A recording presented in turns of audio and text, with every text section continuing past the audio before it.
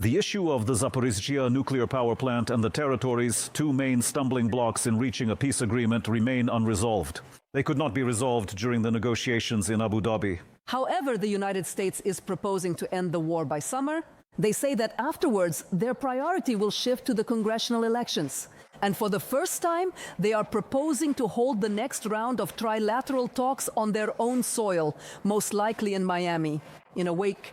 And Kyiv has already given its consent, according to the president. And Volodymyr Zelensky also says that in Abu Dhabi, the US once again proposed an energy truce. What else did the Ukrainian negotiators share upon returning from the Emirates? Lysia Holovina has the details. Initially, the meeting in Abu Dhabi was supposed to take place back on February 1st. At least that's what was agreed upon during the previous round of negotiations. However, it was cancelled almost at the last moment. Meanwhile, as Ukraine was recovering from Putin's so-called energy truce, Russian envoy Kirill Dmitriev attended an audience at Donald Trump's residence in Florida.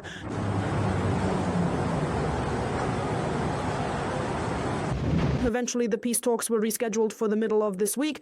Over the course of 2 days, the American, Ukrainian, and Russian sides mainly discussed military issues. The Russian delegation now includes representatives of Russian intelligence services. However, Putin's aide and ideologist Vladimir Medinsky, who could once talk for hours about the Rurikids, is no longer part of the delegation.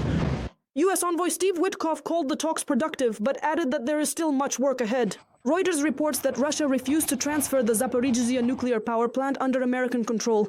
Putin's spokesperson Dmitry Peskov stated that Russia is not planning a new round of negotiations for now. Pro-Kremlin media report that in Abu Dhabi, Russia issued a new ultimatum regarding Donbas. It demanded that it be officially recognized as Russian. And also Crimea, as Volodymyr Zelensky stated. He once again emphasized that Ukraine will not agree to this. Fortunately, Ukraine has its own president who signs official documents, thank God. And we do not have other foreign leaders signing these incredibly important documents on Ukraine's behalf anymore.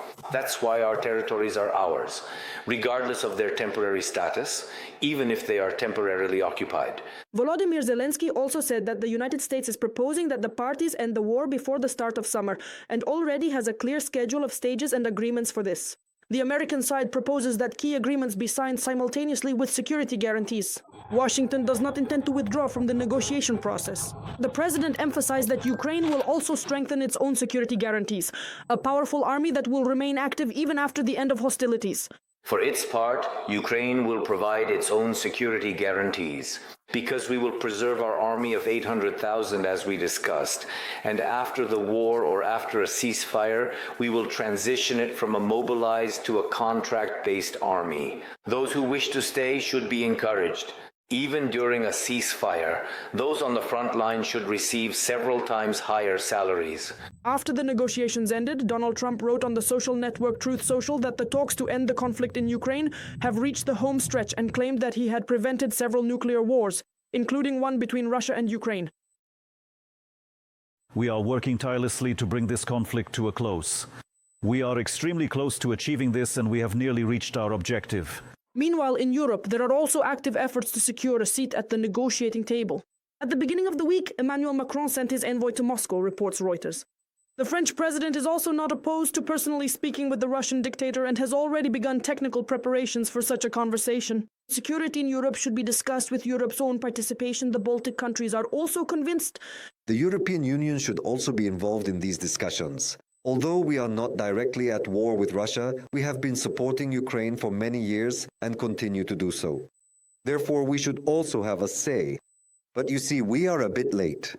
At the same time, the Minister of Foreign Affairs of Ukraine warned any resumption of contacts with Russia ends with the aggressor violating its obligations, and peace negotiations are only possible if Europe maintains a united position. There can be absolutely no possibility of making any appeals to Putin or to Russia with mere persuasion or with desperate pleas for contact. Europe must stand together and speak with one unified, unwavering voice, because Putin, beyond any shadow of a doubt, also actively seeks to divide Europe, and that is his primary intention. And certainly these fragmented and scattered individual conversations will not lead to anything good for our future. If Putin is to receive any signals, they should be signals about the next steps regarding pressure. And he must realize the consequences of continuing the aggression. The EU is already convinced that the threat from Russia to Europe is real. Recently, Germany conducted exercises simulating a Russian invasion of Lithuania, according to the Wall Street Journal. The results were discouraging. Moscow is capable of achieving its objectives in a matter of days. One of the most significant outcomes of the negotiations was the first prisoner exchange in 5 months. Further exchanges are planned, Zelensky reported. In addition, the parties agreed to continue negotiations. The next meeting is scheduled for a week from now. For the first time, all 3 parties will be able to meet in Miami in the United States. Ukraine has already confirmed its participation. Lesia Holovina, We Are Ukraine, United News Marathon.